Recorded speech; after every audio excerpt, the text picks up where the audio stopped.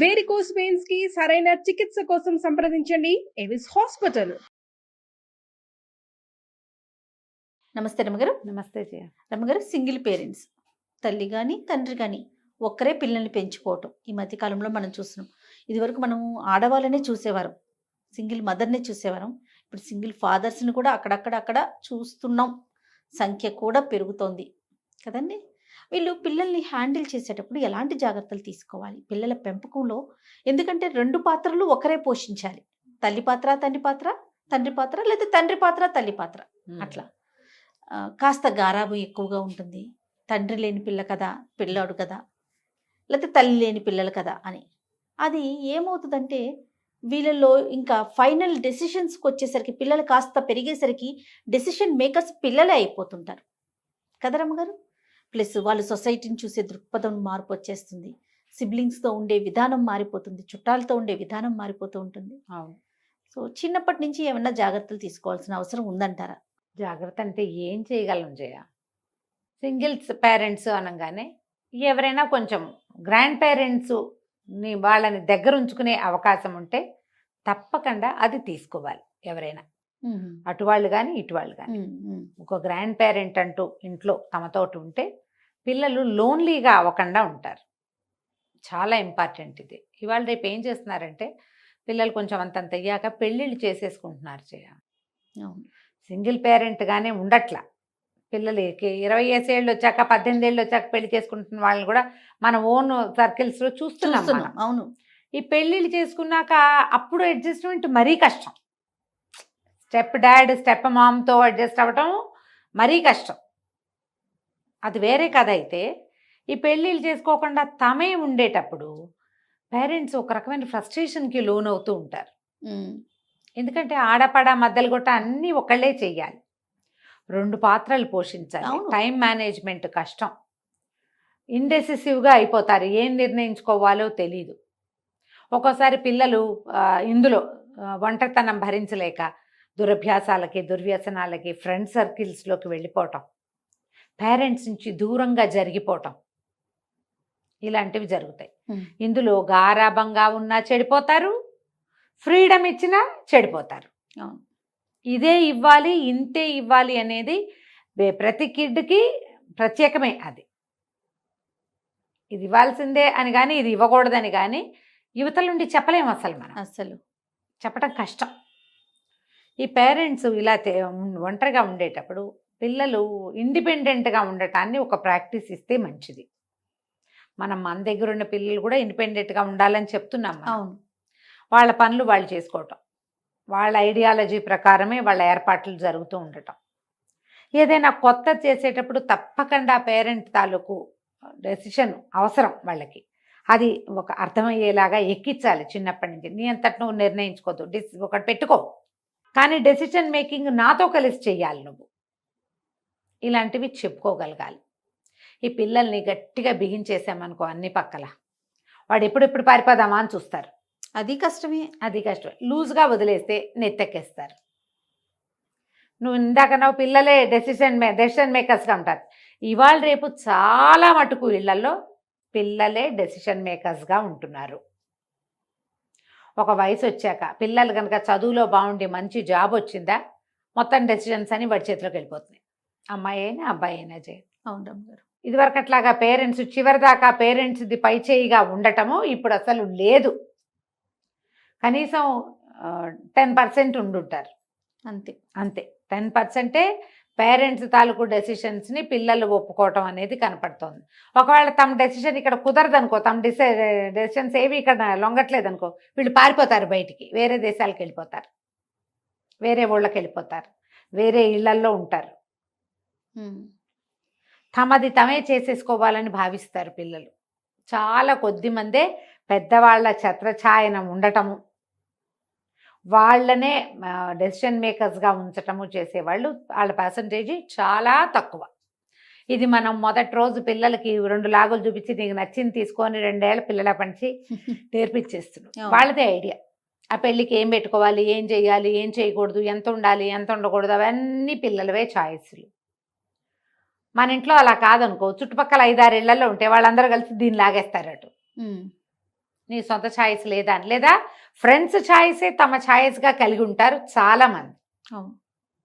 చాలామంది మన వాళ్ళ చుట్టుపక్కల వాళ్ళు ఏం చేస్తున్నారో అవి కూడా అవే మనం చేయాలి, వాళ్ళు చేశారు నేను ఎందుకు చేయకూడదు అంటారు. ఈ ప్రాబ్లమ్స్ కూడా వస్తాయి. పిల్లలతోటి ఫ్రెండ్లీగా ఉండండి, ఏ ఏజ్ పిల్లలైనా. ఏ విషయాన్నైనా వాళ్ళకి అర్థమయ్యేలా చెప్పడానికి ట్రై చేయండి. మ్యాక్సిమం థింగ్స్ అర్థమవుతాయి పిల్లలకి. కాంప్లికేటెడ్గా చేసుకోవద్దు వ్యవహారాలని. మీరు కూడా కొత్త కొత్త కాంప్లెక్స్లు డెవలప్ చేసుకోవద్దు. మీరు సింగిల్గా ఉండి పిల్లల్ని పెంచేటప్పుడు సాధారణంగా ఒక తెరిచిన పుస్తకంగా పిల్లలకి ఉండటమే మీకు మంచిది. పిల్లలు చాలా విషయాలు సహించలేరు. ఏంటంటే తమ తల్లిదండ్రులకి ఇతరులతో స్నేహాలు ఉండటాన్ని ఏ పిల్లలు సహించరు. వాళ్ళని ఎక్కువ బాధ పెట్టే విషయం అదే చేయాలి. బ్రోకెన్ ఫ్యామిలీస్లో తల్లుల లేదా తండ్రుల ప్రవర్తన ఎంత ట్రాన్స్పరెంట్గా ఉంటే అంత మంచిది. ఇదంటే మీ వరకు, మీ గురించి కాదు, ఇది మీ జీవితాల గురించి అసలు మాట్లాడటల్లా, మీ పిల్లల భవిష్యత్తు కోసమే చెప్తున్నాం ఈ మాట చెప్పేది. అంటే మాకు జీవితం వద్దా, మేము హాయిగా ఉండద్దా, నేను వీడి కోసం మానేయాలని నువ్వు అంతవో మానవో, అవన్నీ నీ ఇష్టం, అది వేరే సంగతి. పిల్లలతో మన లైఫ్ బాగుండాలి అంటే ట్రాన్స్పరెన్సీ ఉండాలి. మనం ఏం చేస్తున్నాం, మనం ఏం చేయట్లేదు, మన నాన్న ఇది చేస్తాడు ఇది చెయ్యడు, లేదా మన అమ్మ ఇలా ఉంటుంది ఉండదు అని మీ పిల్లలకి స్పష్టంగా తెలిసి ఉండాలి. అప్పుడే మీ పిల్లలు సరిగ్గా పెరుగుతారు, మీతో సరిగ్గా ఉంటారు. మీ ప్రవర్తన పట్ల వాళ్ళకే అనుమానాలు కలిగేలాగా ప్రవర్తించారా, ఇక పిల్లలు లేరు జల్లలు లేరు, వాళ్ళు మనతో ఉండరు ఇంకా, అంతే. బ్రోకెన్ ఫ్యామిలీస్ అన్నిట్లలోనూ ఇదే ఇబ్బంది వస్తుంది. చాలామంది హర్ట్ అయ్యి ఉంటారు, హర్ట్ అయిపోతారు. వీళ్ళు పెద్ద అయ్యాక పిల్లలు సమాజం పట్ల ఏమాత్రం మర్యాదను కలిగి ఉండరు. మగపిల్లలు ఆడవాళ్ళని నమ్మరు, ఆడపిల్లలు మగవాళ్ళని నమ్మరు. తమని అత్యంత ప్రేమతో చూసేవాళ్ళని కూడా అనుమానపు దృక్కులతోటే చూస్తారు. అవును. జీవితాన్ని మిజరబుల్గా చేసేసుకుంటారు. వాళ్ళ జీవితంలో వచ్చే మిజరబుల్ థింగ్స్ అన్నిటికీ మీ బేసిక్ ప్రవర్తనే కారణం అవుతుంది. ఒక 20 ఏళ్ల తర్వాత కూడా దాని ప్రభావం ఉంటుంది. ఈ ఎవరి దగ్గరైనా వెళ్ళేటప్పుడు బాగా ట్రస్టెడ్ అయితే కానీ వదిలిపెట్టకండి. అసలు వదలకుండా ఉండటం చాలా మంచిది. తప్పనిసరిగా వదలాల్సి వస్తే మీరు వదిలే వాళ్ళు ఒంటరి వాళ్ళు కాకూడదు. సమాజం పట్ల అయిష్టం ఉన్న వాళ్ళ దగ్గర వదిలిపెట్టద్దు పిల్లల్ని. వాళ్ళే విసుగ్గా చిరాగ్గా ఉంటారు, వాళ్ళ ఇళ్ళకి పిల్లల్ని పంపద్దు. ఆ ఇంట్లో వాళ్ళు ఒక్కళ్ళే ఉంటారు, అక్కడికి పంపించకూడదు. మీ పిల్లలు కొత్త కొత్త ప్రమాదాల బారిన పడే అవకాశం కూడా ఉంది. గ్రూప్స్లో ఉండటానికి, జనాల మధ్య ఉండేటట్టుగా ఇట్లా ప్లాన్ చేసుకోండి. ఒకవేళ ఎక్కడైనా ఉంచవలసే వస్తే, ఏదైనా పిల్లలు చెప్పదలుచుకుంటే వినండి వాళ్ళని.